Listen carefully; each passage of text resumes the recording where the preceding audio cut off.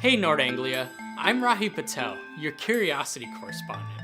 Thank you all so much for the thousands of really cool inventions you shared with us for living in space. You are all so creative.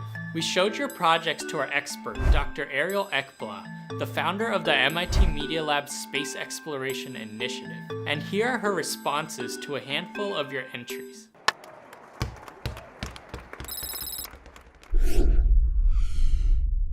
Ram from Oak Ridge International School, Bachupali, explored a way to make swing sets work in space. Wonderful. Well, thank you for that submission. It reminds me of a Newton's cradle and this idea that we might be able to have swings or swing sets or motion in zero gravity that's very different and enjoy that unique feeling in a sport of some sort is exactly the type of submission that we were hoping you would all pursue. So thank you. That was very creative. Felina from Compass International School, Doha, Garafa, wondered how trampolines could work in space.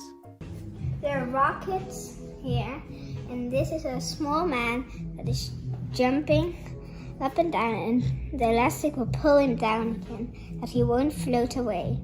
I also made a remote control, so to make it up, down, right and left.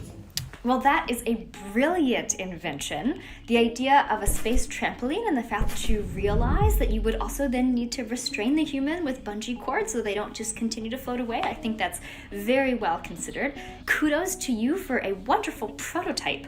That's one of the many first steps that we also take when we're thinking about the future of space research. And so being able to build out your ideas and first realize them with arts and crafts and a prototype like that, and you even included a remote control. That's fantastic work. Well done. Joanne from Collège Champité invented a box that could hold half-eaten fruit in space.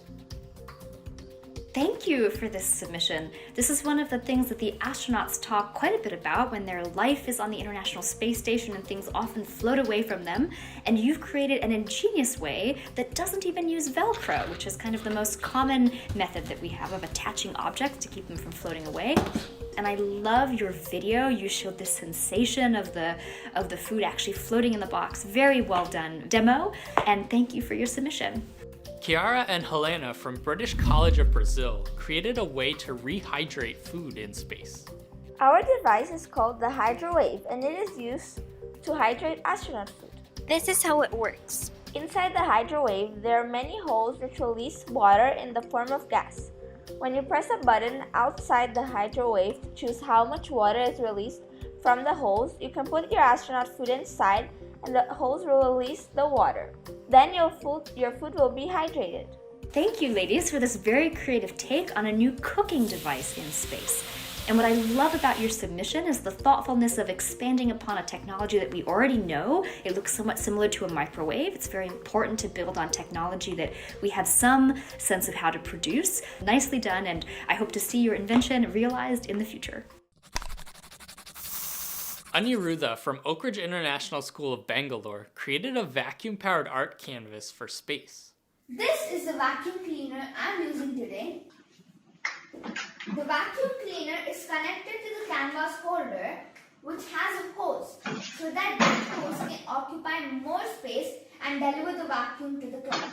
This is a very clever way of being able to keep liquids and materials that you may be painting with on a canvas. A wonderful idea to establish a vacuum, a pull of air behind the canvas. Also very cleverly securing your canvas onto something that'll keep it straight for you or keep it pinned while you're working on your art. Very well done, and thank you for your submission.